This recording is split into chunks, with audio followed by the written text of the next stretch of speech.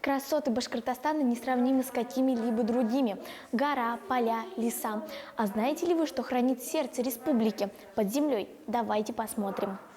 В Национальном музее Республики Башкортостан проходит акция «Семейные выходные в музее». И это отличный способ сделать их не только интересными, но и полезными.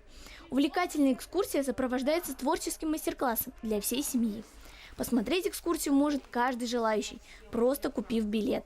Что нового ты узнал на этой экскурсии? Я узнал про то, как появилась наша планета, как образовались материки, какие есть особенности камней, какие были рыбы. Почему тебе так интересна эта тема?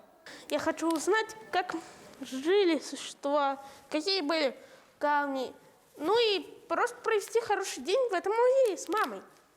На мероприятии участники знакомятся с разными древними организмами, такими как белемниты, аммониты, мамонты и бизоны. Если не поняли ни слова, не расстраивайтесь, нужно просто углубиться в эту тему.